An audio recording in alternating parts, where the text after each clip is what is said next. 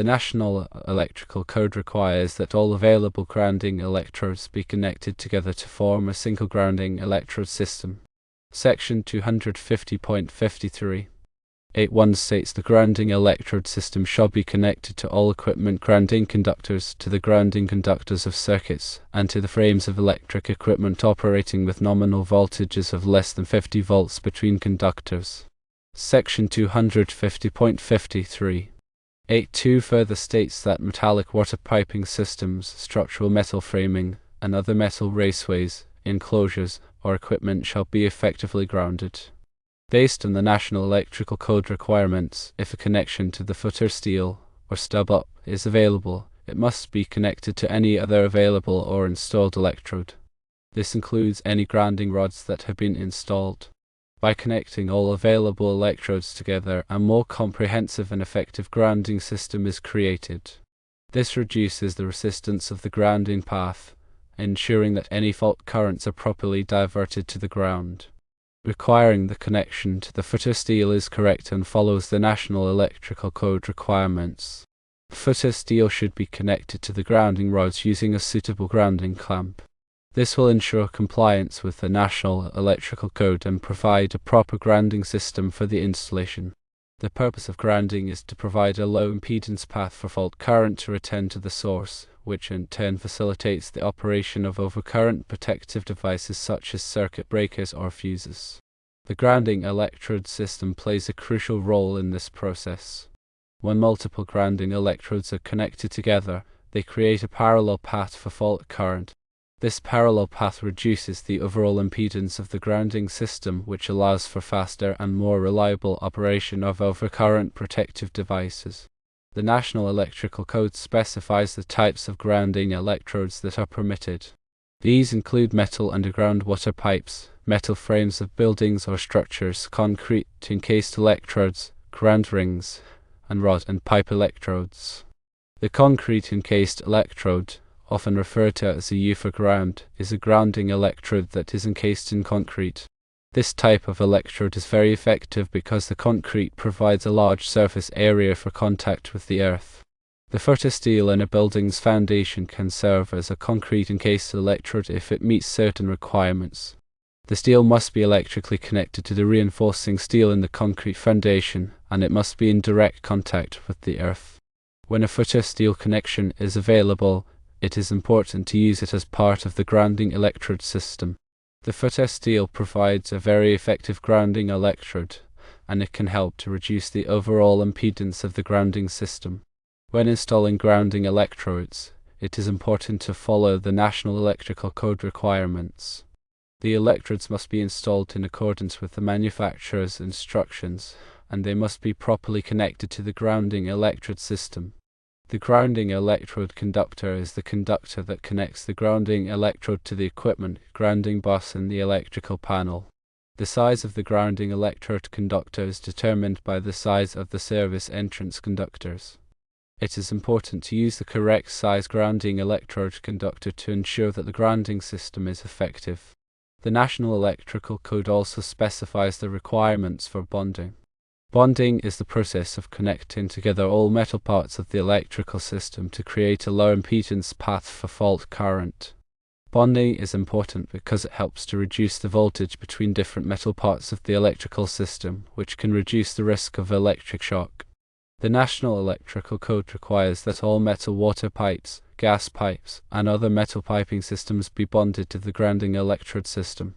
This helps to ensure that these piping systems are at the same electrical potential as the grounding electrode system. The National Electrical Code also requires that all metal enclosures for electrical equipment be bonded to the grounding electrode system. This helps to ensure that the enclosures are at the same electrical potential as the grounding electrode system, which can reduce the risk of electric shock. Grounding and bonding are essential for electrical safety. By following the National Electrical Code requirements for grounding and bonding, it is possible to create a safe and reliable electrical system. It's also crucial to understand the difference between grounding and bonding, although they work together. Grounding connects the electrical system to the earth, providing a path for fault current to flow back to the source. Bonding, on the other hand, connects all metallic parts of the electrical system together, creating an electrically continuous path. This ensures that all metal parts are at the same electrical potential, minimizing the risk of electric shock.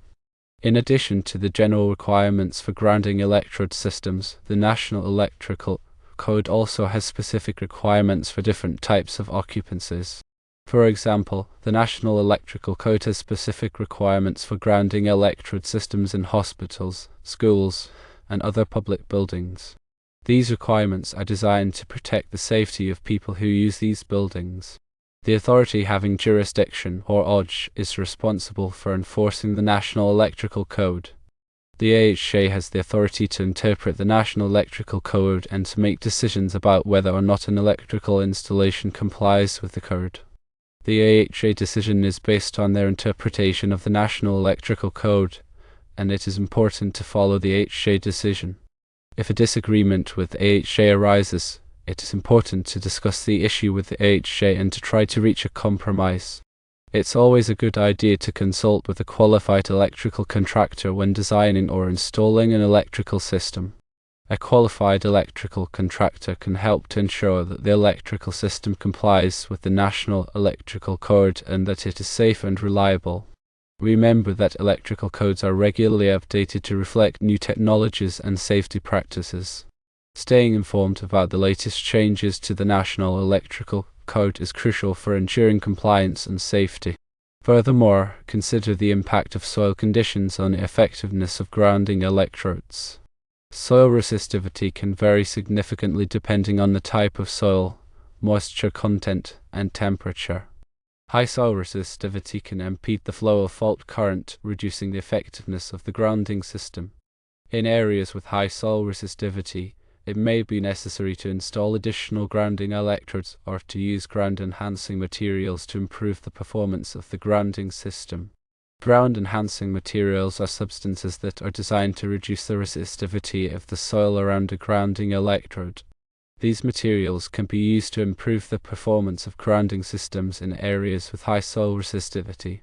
When selecting ground-enhancing materials, it is important to choose materials that are compatible with the soil conditions and that will not corrode the grounding electrode.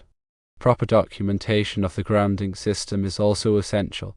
This documentation should include the location of all grounding electrodes, the size and type of grounding electrode conductors, and the results of any grounding impedance tests. This documentation can be used to verify the effectiveness of the grounding system and to facilitate maintenance and repairs.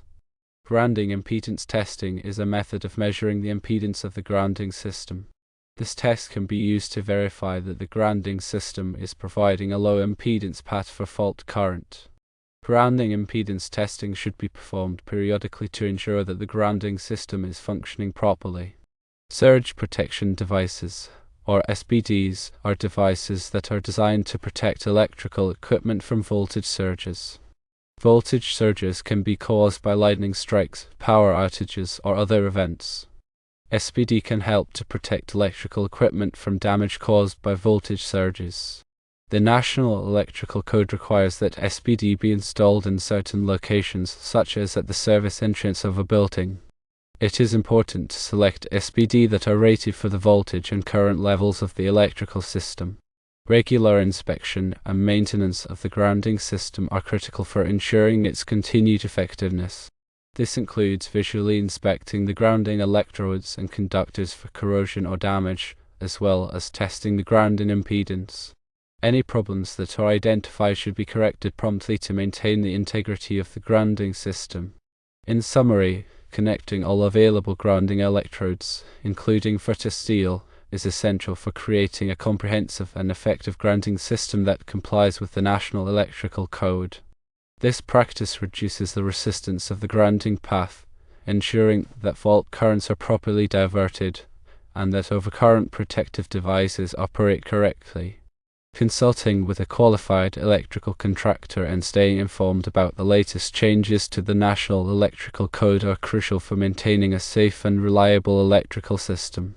Remember that the goal of a grounding system is not to prevent electrical shocks, but to provide a path for fault current to flow back to the source, which in turn facilitates the operation of overcurrent protective devices. The grounding system works in conjunction with the bonding system to create a safe electrical environment.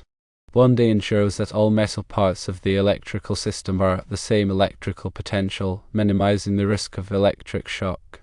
Therefore, both grounding and bonding are essential for electrical safety. When dealing with electrical systems, always prioritize safety. Work with qualified professionals, follow the National Electrical Code, and regularly inspect and maintain your electrical system to ensure that it is safe and reliable. The National Electrical Code is a comprehensive set of rules and regulations that are designed to protect people and property from electrical hazards. By following the National Electrical Code, it is possible to create a safe and reliable electrical system. The local AHA is responsible for enforcing the National Electrical Code, and it is important to comply with the AHA decisions. If there are any questions or concerns about the National Electrical Code, consult with a qualified electrical contractor or the AHA. Grounding and bonding are not one-time installations. They require ongoing maintenance and inspection to ensure their effectiveness.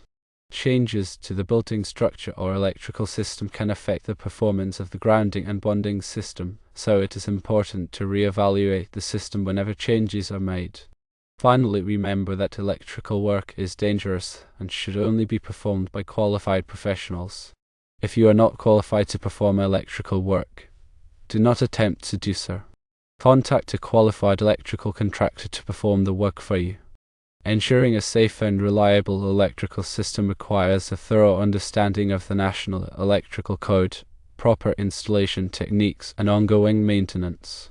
By following these guidelines, it is possible to protect people and property from electrical hazards. The information provided here is for educational purposes only and should not be considered a substitute for professional electrical advice. Always consult with a qualified electrical contractor or the AHA before performing any electrical work. Always ensure you are working in a safe environment with proper personal protective equipment. Safety glasses, insulated tools, and appropriate clothing are essential when working with electrical systems. To energize circuits before working on them whenever possible. Verify that circuits are de-energized using a reliable voltage tester. Lockout and tagout procedures should be followed to prevent accidental re-energization of circuits. Be aware of the potential hazards of working with electricity, such as electric shock, arc flash, and arc blast. Follow all safety precautions to minimize the risk of injury. If you are not comfortable working with electricity, contact a qualified electrical contractor to perform the work for you. Electricity is a powerful force that can be dangerous if not handled properly.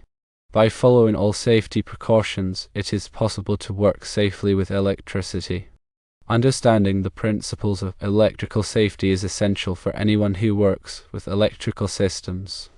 This includes understanding the hazards of electricity, how to protect yourself from those hazards, and how to respond to electrical emergencies. The National Electrical Code provides detailed guidance on electrical safety, and it is important to follow the National Electrical Code requirements when working with electrical systems. In addition to the National Electrical Code, there are other resources available to help you learn about electrical safety, such as training courses and safety manuals.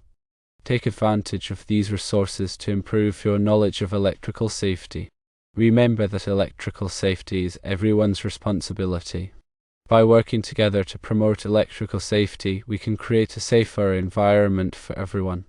Consider attending a class on understanding the NEC requirements so you can increase your knowledge about grounding, bonding, and electrical safety as a whole. If you are unsure about any electrical work, always seek a professional.